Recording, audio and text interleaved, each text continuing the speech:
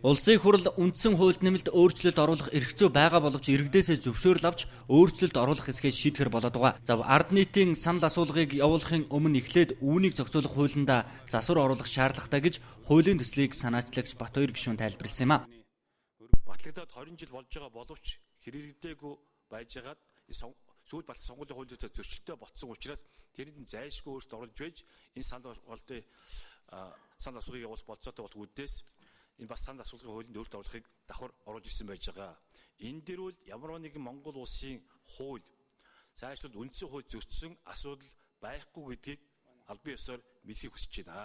Үндсэн хууль батлагдсанаас 23 жил өнгөрч Монгол улс зах зээл ардчлалын харьцаанд ороод 25 жил өнгөрч. Тэгвэл энэ хугацаагаа бид эргэж харж дүгнэх цаг болчихжээ гэж. Энэ хугацаагаа эргээд дүгнээд харах юм бол энэ 25 жилийн хугацаанд Монгол улс ямар амжилт хүрсэн байна гэдгийг аваад үзэх юм бол тэрнийг бусад орнтой харьцуулаад үзэх юм бол 25 жилийн хугацаа гэдэг бол бас их хугацаа юм байна.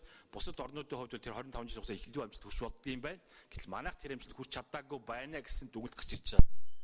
Ард түмний санал асуулгын тухай хуульд өөрчлөлт оруулах тухай хуулийн төслийг хэлэлцэн гишүүдийн 52.6% нь хуулийн төслийг хэлэлцэх зүйтэй хэмээн үзсэн юм. За ингэснээр ил асуудлыг чуулганы нэгдсэн хуралдаанаар хилцүүлэхэр боллоо. Энэ үеэр Монгол Ардын намын гишүүдийн зүгээс үндсэн хуулийн өөрчлөлтийг дэмжихгүй, тиймээс бүх нийтийн санал асуулгыг явуулаад ямар ч үр дүнд хүрсэн бай их хурлын санал хураалтанд үндсэн хуулийн өөрчлөлт бүдэрнэ гэж хэлж байлаа. Зүйл энэ болохгүй байгаагийн асуудал нь үндсэн хуулиас болж байна гэж одоо яриад байна шүү дээ. Их хурлын гишүүдийн тоо 99 байна гэд их хурлаар тогтчих юм бол энэ 99-ийг зөвшөөрч өг гэж санал асуулга явуулъя гэдэг энэ хуулийн дотор нь зааж гисэн байна.